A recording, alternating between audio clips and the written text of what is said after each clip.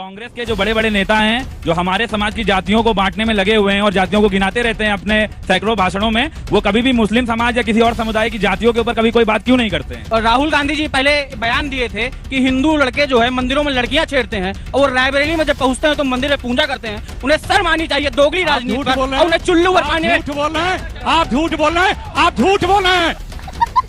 कि हम college student है, यहाँ आपसे कुछ सीखने आए, लेकिन आप तो हिंदू मुस्लिम मार काट मार छाट यही सब कर रहे हैं। जब भारत का कोई प्रधानमंत्री फोटो शूट में जाता था तो पीछे खड़ा होता था, और आज देखिए प्रधानमंत्री मोदी जब जाते हैं फोटो शूट में सीना तान के आगे खड़े होते हैं। मैं पूछता हूँ तब जरूरत है आप। कांग्रेस के प्रवक्ता अखिलेश जी ये बताएं, खालिस्तान के आतंकवाद से कांग्रेस के प्रधानमंत्री खत्म हुई, उन खालिस्तानियों के समर्थन करते हुए शर्म नहीं आता है आपको? भारत का प्रधानमंत्री क्यों नहीं सख्त कदम उठा रहा है?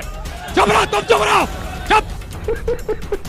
गद्दारों, देश के गद्दारों, ये लखनऊ की सम्मानित जनता का अपमान करने का काम कर रही है, ठीक नहीं है। आप लखनऊ की सम्मानित जनता का अपमान नहीं कर सकते हैं। इसी कांग्रेस सरकार इन लोगों ने वादा दिया था लोकसभा चुनाव में कि 8500 रुपए हम देंगे। कहाँ गया 8500 रुपए? ये बताएं हमको। अगर ये नहीं दे रहे तो ये मंच छोड़ के माफी मांगे। खटाखट खटाखट खटाखट खटाखट खटाखट खटाखट खटाखट खटाखट सफाचट सफाचट। और अभी तो रुको, क्लाइमैक्स अभी बाकी है। हेलो दोस्तों, स्वागत है आप सभी का आपके अपने यूट्यूब चैनल अल्ट्रा डिबेट में। दोस्तों, आज के इस धमाकेदार डिबेट वीडियो में हम लोग देखने वाले हैं ऑडियंस, और दूसरी तरफ हम देखने वाले हैं कांग्रेसी प्रवक्ता अखिलेश प्रताप सिंह को। इस डिबेट में दोस्तों ऑडियंस अखिलेश प्रताप सिंह से काफी तीखे सवाल करती है, जिसका जवाब अखिलेश प्रताप सिंह दे तो नहीं पाते हैं, लेकिन ऑडियंस से जरूर भिड़ जाते हैं और ऑडियंस को डांटने लगते हैं और चुप रहने के लिए बोलने लगते हैं। जिसके बाद दोस्तों ऑडियंस का गुस्सा फूट पड़ता है और ऑडियंस अखिलेश प्रताप सिंह को डिबेट में काफी बुरी तरीके से धो डालती है। यहाँ तक कि दोस्तों ऑडियंस अखिलेश प्रताप सिंह को भ्रष्ट और नालायक नेता तक बोल देती है। जिसके बाद दोस्तों अखिलेश प्रताप सिंह को ही अपनी बोलती बंद करनी पड़ जाती है। दोस्तों वीडियो बहुत ही मजेदार होने वाली है। आप लोगों से अनुरोध है कि आप लोग वीडियो को शुरू से लेकर अंत तक जरूर देखिएगा, और अगर आप लोग को वीडियो पसंद आती है तो वीडियो को लाइक करके हमारे चैनल को जरूर सब्सक्राइब कर लीजिएगा।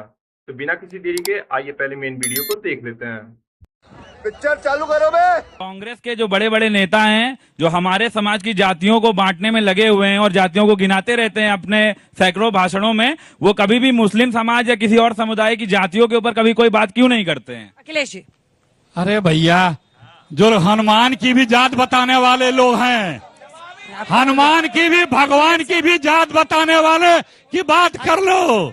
लगे रहो आप लोग, लगे रहो। इस देश में, इस देश के नौजवानों को नौकरी चाहिए, शिक्षा चाहिए, बेरोजगार चाहिए। आपको अपने घर वालों से पॉकेट मनी मिल जा रहा है, इसलिए आप लोग जो है यहाँ बैठ करके नौजवानों की चिंता करो। 10 साल से ज्यादा 10 साल से ज्यादा सत्ता में आप हो गए, कौन सी नौकरी दिया? 2 करोड़ नौकरियां मिल गई, समाजवादी 2 करोड़ नौकरियां मिल गई इस देश में। वही होता है, कभी पीडीए होता देश में नौकरियां मिल गई। समाजवादी पार्टी कभी ए से जेड की बात क्यों नहीं करती? आप पीडीए की बात करते हैं, ए टू जेड की बात क्यों नहीं करते हैं? ठीक है, अगला मेरा सवाल अखिलेश जी से है। मैं रायबरेली से हूँ। और राहुल गांधी जी पहले बयान दिए थे कि हिंदू लड़के जो है मंदिरों में लड़कियां छेड़ते हैं और रायबरेली में जब पहुंचते हैं तो मंदिर में पूजा करते हैं। उन्हें शर्म आनी चाहिए दोगली राजनीति पर, और उन्हें चुल्लू पर पानी। झूठ बोल रहे हैं आप, झूठ बोल रहे हैं आप, झूठ बोल रहे हैं। अरे बलात्कारियों को तुम महिमा मंडित करते हो, बीएचयू के बलात्कारियों का, बीएचयू के बलात्कारियों का तुम भाजपाई महिमा मंडल करते हो। मिल्की इस्पानों के बलात्कारियों का महिमा मंडल भाजपा ही करते हैं। बीएचयू की छात्रा की दुराचार करने वाले भाजपाइयों को, आईटी सेल वालों का ये महिमा मंडल करते हैं। लखनऊ में रोजाना पकड़ा गया है। यूनुस चौधरी बागपत का आपका जिलाध्यक्ष अभी पकड़ा गया है। कांग्रेस, कुछ तो शर्म करो। मैं सपा के प्रवक्ता से एक सवाल पूछना चाहूंगा, क्या उनको ये कानून व्यवस्था नहीं अच्छा लग रहा है जहां अपराधियों का इनकाउंटर हो रहा है? नहीं। क्या उनको वही कानून व्यवस्था चाहिए जो इसी हजरतगंज चौराहे पर सीओ को गाड़ी के बोनट में बैठा के घुमाया जाता था?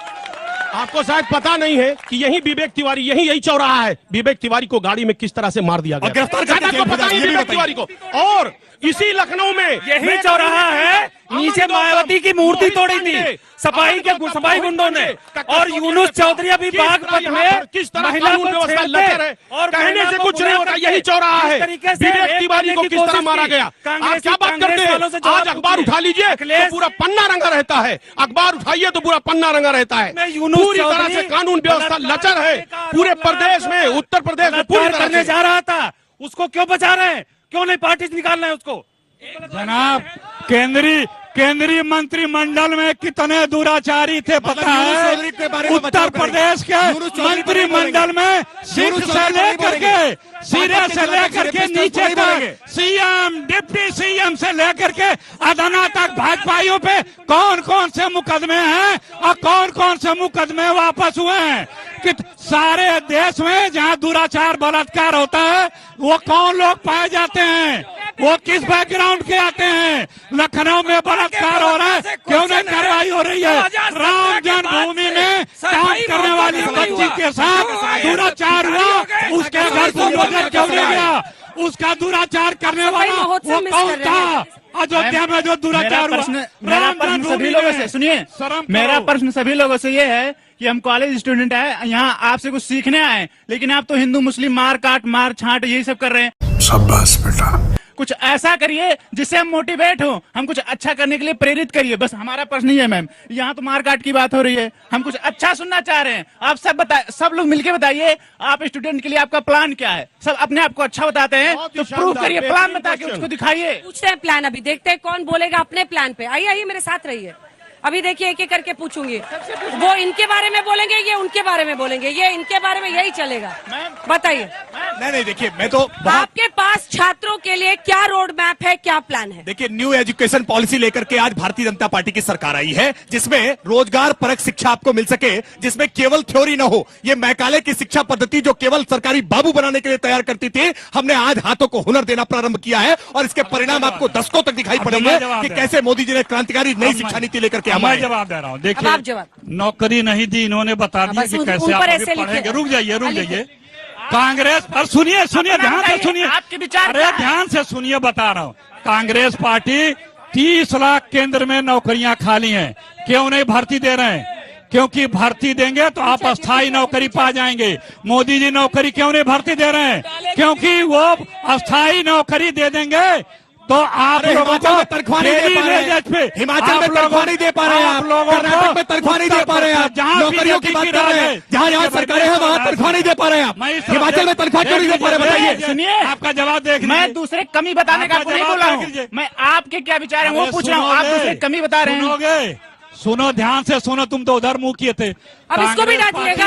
कांग्रेस पार्टी अस्थायी नौकरी देती है, अस्थायी नौकरी देती है, अस्थायी नौकरी देगी और पेंशन भी देगी। खत्म हो गया, काम हो गया ना, बस खत्म। छात्रों के लिए क्या रोड मैप? समाजवादी पार्टी के लिए आप लोगों को गंभीरता से कोई नहीं ले रहा है। सवाल करो, ध्यान से सुनिए ना।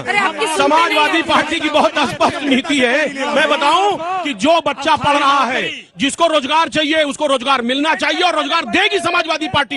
ये पहले हमने दिया है, तो बनाया गया है, मेडिकल कॉलेज बना, एयरपोर्ट बना, पढ़े लिखे हैं, डिग्री हैं, समझदार हैं, सुलझे हुए हमारे कितने नौकरी देंगे, रोजगार देंगे, लोगों की समस्याओं को हल करेंगे। बैठिए, सब लोग बैठिए, चल के अपनी जगह पे बैठिए प्लीज। मैं ये पूछना चाहूंगी कि जैसे अभी आपने कहा कि जो पढ़ेगा उसको रोजगार मिलेगा, उसको नौकरी मिलेगी। 2017 से पहले जब एग्जाम्स नहीं होते थे या फिर लीक हो जाते थे, तब आप लोग कहाँ थे? 2017 के पहले एग्जाम लीक ही नहीं होते थे। जिस तरह एग्जाम लीक हो रहा है, जिस तरह कोई भी एग्जाम परफेक्ट नहीं है, सारे एग्जाम लीक हो रहे हैं, सारे बच्चे परेशान हैं। कोई भी एग्जाम ले लीजिए, सारे एग्जाम लीक हो रहे हैं। मैम मैं पूछना चाहता हूँ कि पहले इंडिया स्वर्ग था, इंडिया नहीं भारत कहना चाहिए, इंडिया नहीं, पहले इंडिया स्वर्ग था। मैं मानता हूँ पहले इंडिया स्वर्ग था, लेकिन ये बताइए तब अमेरिका जैसे देश भारत को गिनती करते थे कहीं? जब भारत का कोई प्रधानमंत्री फोटो शूट में जाता था तो पीछे खड़ा होता था, और आज देखिए प्रधानमंत्री मोदी जब जाते हैं फोटो शूट में सीना तान के आगे खड़े होते हैं। मैं पूछता हूँ तब जरूरत है आप? पहले इससे ज्यादा था, पहले इससे ज्यादा था, लेकिन इवेंट मैनेजमेंट नहीं था, मीडिया मैनेजमेंट नहीं था, इससे ज्यादा होता था, लेकिन इस तरह कैमरा लेकर के फोटोग्राफी नहीं होती थी पहले। किसने सवाल किया था भैया, किसने सवाल किया था? अब उसको क्या चिन्हित करेंगे? आप सुनिए, आपको जानकारी नहीं होगी, अमेरिका में हमारे नेसे साहब ढूंढे जा रहे हैं। कनाडा ने भारत को दुश्मन राष्ट्र की श्रेणी में डाल दिया है। अमेरिका में हमारे कितने विदेश मंत्रालय के अधिकारियों के ऊपर वारंट कटा है। ये मोदी जी हैं, मोदी है तो मुमकिन है भारत कनाडा का दुश्मन राष्ट्र बन चुका है। ये मोदी जी हैं। बोलने दे, तकलीफ हुआ है बेचारे। कांग्रेस के प्रवक्ता अखिलेश जी ये बताएं, खालिस्तान के आतंकवाद से कांग्रेस के प्रधानमंत्री खत्म हुई, उन खालिस्तानियों के समर्थन करते हुए शर्म नहीं आता है आपको? कौन तुम क्या बोला? खालिस्तानियों का समर्थन करते हुए शर्म नहीं आता, जिससे आपके प्रधानमंत्री शहीद हुई। आप कनाडा की वीर थपथपा रहे हैं। हम अपने भारत के कमजोर राष्ट्राध्यक्ष की बात कर रहे हैं। भारत का प्रधानमंत्री क्यों नहीं सख्त कदम उठा रहा है? चुप रहो, तुम चुप रहो, चुप। वाह क्या सीन है। गद्दारों, देश के गद्दारों, देश के लिए गद्दारी के गवाहियां दिया, अंग्रेजों की यारी की यहाँ करके बता रहे हैं। का अपमान ठीक नहीं है। ये लखनऊ की सम्मानित जनता का अपमान करने का काम कर रही है, ठीक नहीं है। आप लखनऊ की सम्मानित जनता का अपमान नहीं कर सकते हैं। कौन अपमान कर रहा है? तमीज से बात करना सीखे पहले। आप तमीज से बात करना सीखे, लखनऊ की जनता को गद्दार बात तमीज से करना सीखे। सब लखनऊ का ही है, कोई आपके लिए लखनऊ की तहसील है। पाकिस्तान से लखनऊ में इस तरह की बात कर रहे हैं। हर कोई हिंदुस्तानी है। अरे इधर देखिए प्लीज, एक सेकंड सर, सवाल सुनिए। मेरा सवाल माननीय अखिलेश जी से है। जी, यूपी में कांग्रेस का कोई फ्यूचर तो है नहीं, ना उनकी सीट है, गठबंधन करके आगे बढ़ते हैं, तो हम आप पे भरोसा क्यों करें? देखिए, संख्या बल में हम कम हो सकते हैं, लेकिन इस देश की आवाज कांग्रेस पार्टी है। इस देश के मुद्दे उठाने वाले कांग्रेस पार्टी है। इस देश को आजादी से लेकर के आज तक विश्व में महाशक्ति बनाने वाली कांग्रेस पार्टी है। कर्जदार एक बच्चे दुनिया एक शताब्दी का सबसे ज्यादा जो है बेरोजगारी बीजेपी के हुकूमत में आई है। सबसे ह्यूम ने कांग्रेस बनाई थी, जिसको आप कांग्रेस आई बनाकर आए थे, आज कांग्रेस गई हो गई है। चलिए आखिरी सवाल, आखिरी के 2 सवाल। इसी कांग्रेस सरकार, इन लोगों ने वादा दिया था लोकसभा चुनाव में कि 8500 रुपए हम देंगे। कहाँ गया 8500 रुपए? ये बताएं हमको। अगर ये नहीं दे रहे तो ये मंच छोड़ के माफी मांगे।